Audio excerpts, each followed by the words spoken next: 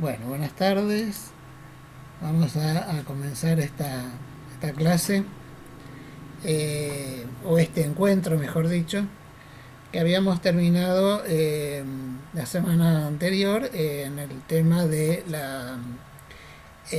primera propuesta de conocer un poco el origen de este pueblo, cómo eran sus interacciones con los otros pueblos del Mediterráneo. Y a partir de esto podemos avanzar en que, bueno, todos los pueblos o todas las culturas y civilizaciones del tiempo antiguo necesitaron defenderse por una cuestión básica de preservar su modo de vida y sus pertenencias. Entre los etruscos, la primera señal de este síntoma de defensa aparece justamente en las murallas, que van a tener una primera etapa al modo micénico, o sea, como habíamos hablado anteriormente, toda la isla de Creta, Palacio Noso y demás va a ser una influencia directa hacia el arte etrusco. Y en el caso de las murallas es bastante interesante ver que primero lo van a hacer con piedra superpuesta, y finalmente luego si van a comenzar a fabricar ladrillos cocidos y van a poder levantarlas con mayor ductilidad y mayor precisión en cuanto a sus relaciones con el tiempo de la defensa. Aquí lo que vamos a encontrar como restos, que es bastante interesante de ver, son las puertas de acceso a la muralla. O sea, las puertas de acceso a la muralla que permitían controlar obviamente las entrantes y las salientes, sea tanto de los pobladores como de las posibilidades de invasiones. Y en este caso las puertas etruscas son la gran novedad que va a aportar al Mediterráneo, ya que utilizan el arco de medio punto. O sea, esto que se conocía en la antigüedad, pero que lo usaron pocos en otras culturas, otras civilizaciones, aquí sí empieza a generarse una postura bastante importante en cuanto a la propuesta que hacen de esta utilización del arco medio punto. El arco medio punto luego lo van a trasladar en una línea recta, digamos, en paralelo, y va a constituir la bóveda de cañón corrido. Pero aquí lo interesante va a consistir en que estas puertas además generaban una posición de honor, de prestigio y de advertencia a todos aquellos que atravesaran la muralla. Aquí podemos ver la puerta de esta ciudad, bueno, volvemos a la imagen anterior, un minuto, donde podemos encontrar como en esta zona de la Toscana, o sea, Fiesole, que está más arriba de Florencia, en la colina, aparecen estas puertas con la característica de encontrar que los tres elementos principales del arco, o sea, la piedra clave en el centro del arco y los arranques del arco, van a estar adornadas por cabezas. Cabezas que el tiempo ha diluido en sus rostros, pero es muy probable que hayan estado representadas la Trinidad, que era propia de la religión etrusca en cuanto a divinidades máximas. Pero también esta idea de adornar las puertas con estas cabezas es algo que viene desde la antigüedad, en donde las cabezas de los vencidos se colocaban como trofeos y también como advertencias. Esto es muy interesante de ver, porque luego el clasicismo recuperará esta idea del adorno a través de la figura humana, sobre todo en la clave, y vamos a encontrar en los clasicismos como los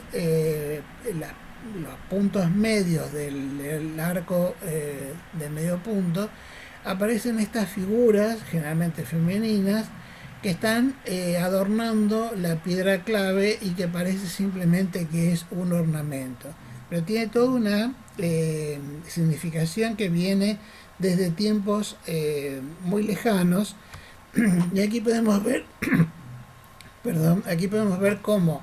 la idea de que estas tres cabezas de piedra aparezcan como las figuras de Júpiter o Tiña para los etruscos, o Castor y Pollux,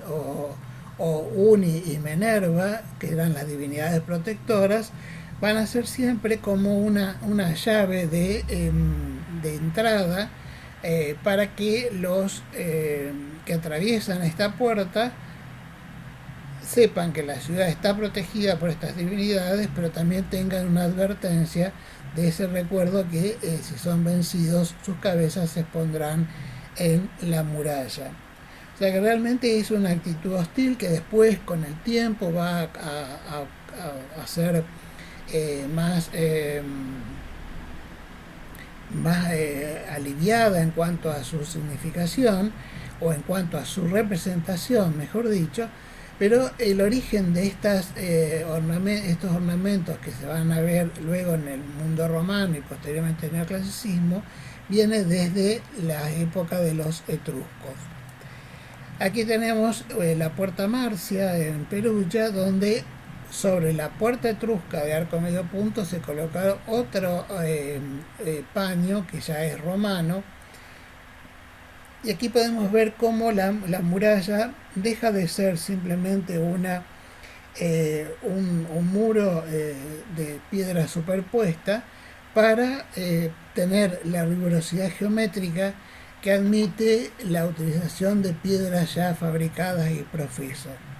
Fijémonos un detalle que no es menor. Aquí, por ejemplo, la muralla tiene una inclinación hacia la altura, y esto está básicamente hecho por una razón estratégica. Es mejor defender desde arriba la fortaleza con esta pendiente que un muro totalmente recto. O sea que aquí ya podemos ir viendo cómo la táctica de la guerra, defensa o ataque, también involucra finalmente a la arquitectura, y más con estos propuestas como las puertas, que es el punto neurálgico para la cultura etrusca y su traslado hacia el resto del Mediterráneo. Pero los etruscos estaban siempre vistos desde una opción bastante limitante, que era sobre su cultura funeraria. Claro, lo que pasa es que toda la cultura etrusca estuvo siempre en función de esa vida del más allá, y las viviendas, como comentábamos la vez anterior, las viviendas no eran palacios suntuosos ni de una factura robusta, eran simplemente viviendas de barro o de adobe o de ladrillos algunas, pero sin mayores aditamentos, porque todo se trasladaba así a las tumbas. Por eso esta primera parte del arte ya propiamente dicho lo vamos a ver en función funeraria. ¿Qué sucede aquí con la escultura? Que es lo que vamos a comenzar a ver. Una parte importante de la escultura etrusca se dedica específicamente a contener las cenizas de los difuntos. ¿Por qué tenemos esta posibilidad de contemplar estas urnas? Porque en el periodo prehistórico en la península itálica coexistieron las culturas que sepultaban a los difuntos o aquellas que incineraban a los difuntos. Los etruscos tienen la posibilidad de mantener esta tradición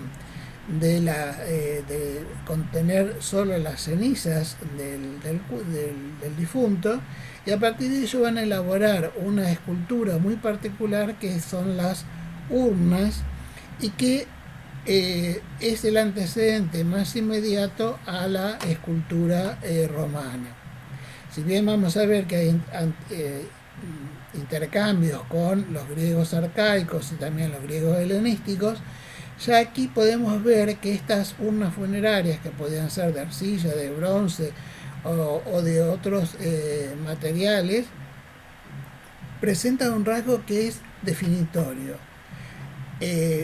Generalmente van a mostrar una cabeza que trata de reflejar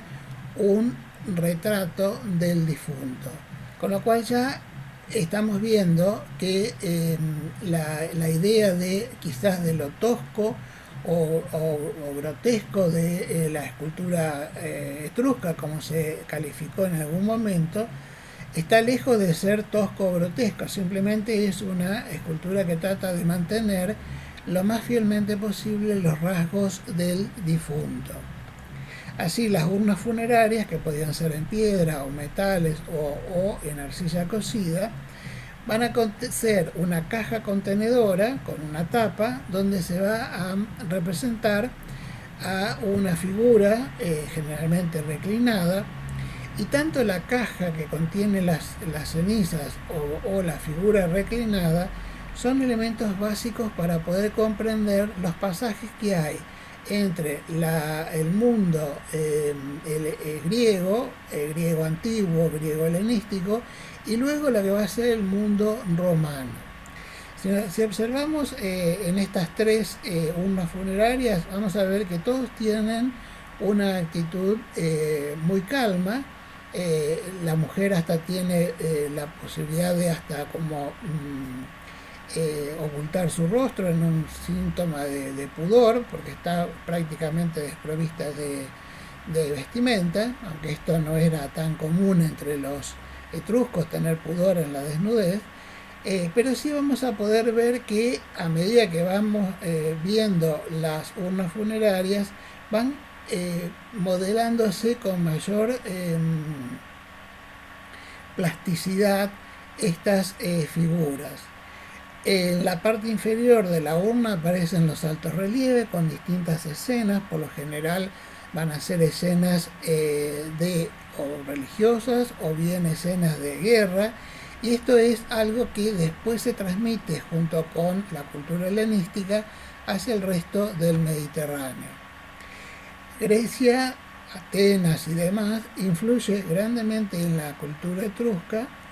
y aquí podemos ver cómo en estos pedestales que tienen altos relieves, sobre todo los que tenemos a nuestra derecha, aparecen escenas que son propias de la Ilíada y la Eneida. O sea, aquí vamos a ver cómo hay una lucha entre distintos actores de una batalla a la manera griega. O sea, que están los soldados desprovistos de vestimenta y solamente protegidos con los escudos y empuñando sus armas. O aquí en la parte inferior la escena donde se traslada el cadáver de Patroclo, que había muerto, el amigo de Aquiles, que había muerto en una situación bastante poco feliz. O sea que el mundo tal como nosotros lo vemos todavía, con ese matiz que tiene desde el periodo del enciclopedismo francés, es como que los etruscos fueron un pueblo autóctono, pero como que no recibieron o no hicieron mayores influencias. Es todo lo contrario. A medida que se fue generando la cultura etrusca, todas las influencias del mundo griego y hasta el mundo helenístico van a llegar y van a tener su propuesta en este tipo de representaciones plásticas. Aquí podemos ver ya una tumba de mayor, o una urna funeraria, perdón, de mayor costo, ya que es una piedra de alabastro que se ha tallado, donde podemos ver a la difunta reclinada como recibiendo los elementos que van a ser su ajuar para transitar el más allá, y la figura que está por delante de pie es el esposo que la está recibiendo, el esposo ya difunto que lo está recibiendo. Aquí podemos ver que todo es una escena de calma, una escena bastante pacífica, en donde se están haciendo acopio de los utensilios para poder vivir con la misma soltura o posibilidad que había en esta vida terrena, y también esa idea que los difuntos iban a recibir a sus nuevos, digamos, compañeros, y sobre todo los familiares. Ya lo vamos a ver en las pinturas, que es bastante representativo de cómo además ellos identifican a quién están representando como difunto y a quién están representando como persona viva que despide a su difunto. Dentro del mundo funerario etrusco, lo que llama muchísimo la atención y que ha sido muy representado y publicitado son las parejas funerarias. Cabe recordar que la mujer tiene prácticamente el mismo rango que el hombre en cuanto a su vida cotidiana,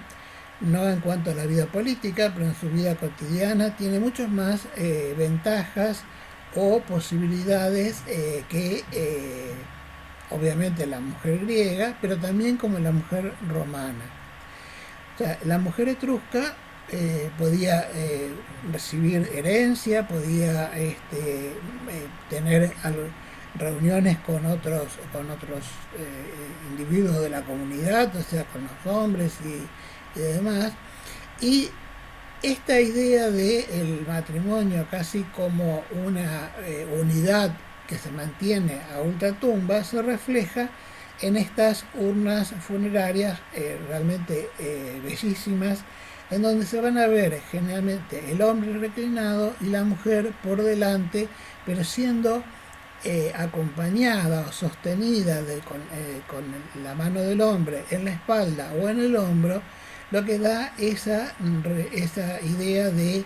esa pareja funeraria también en el más allá. En este caso, esta urna funeraria ya tiene influencias netas en el mundo griego, como se ve en la figura masculina o en las vestimentas de la figura femenina, y quizás la más reconocida como etrusca inmediatamente es esta pareja que se encontró el sarcófago bastante deteriorado y se lo pudo reconstruir, y con esto podemos encontrar la propuesta básica de los etruscos en cuanto a su escultura. Podemos ver que el hombre está protegiendo a la mujer, ambos están como en una actitud de participar en un festín, en una cena, con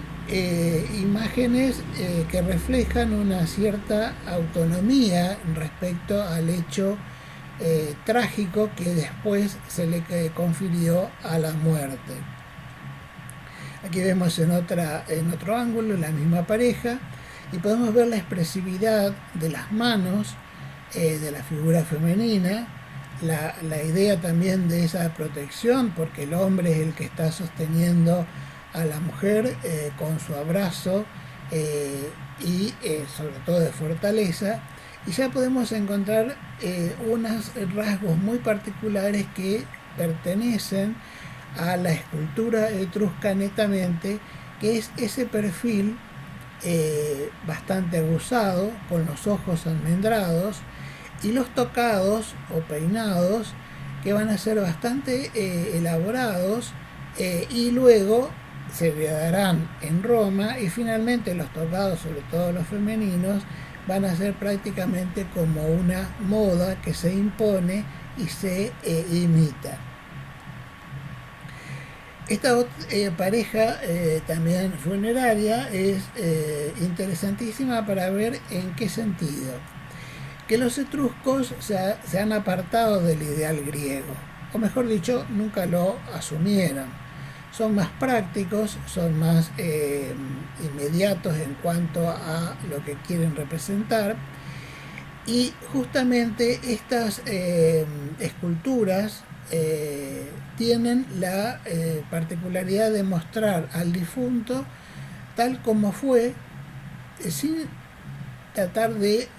hacerlo más agradable al gusto o a la vista,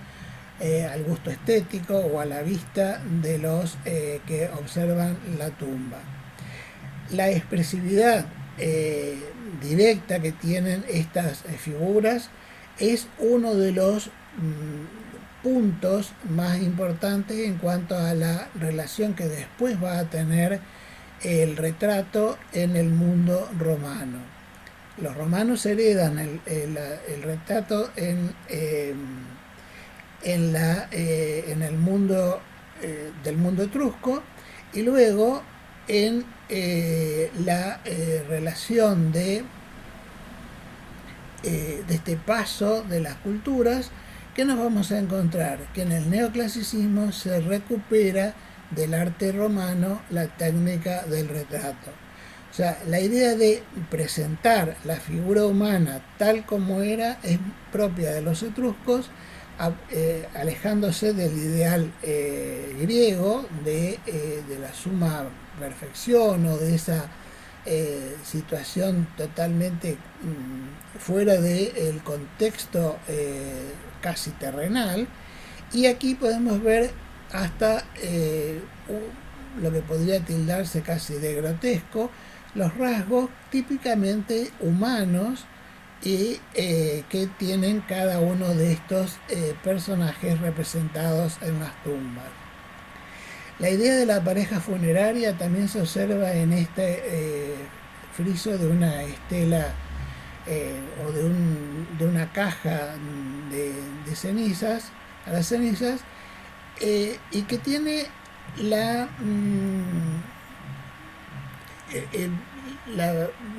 privilegio de mostrarnos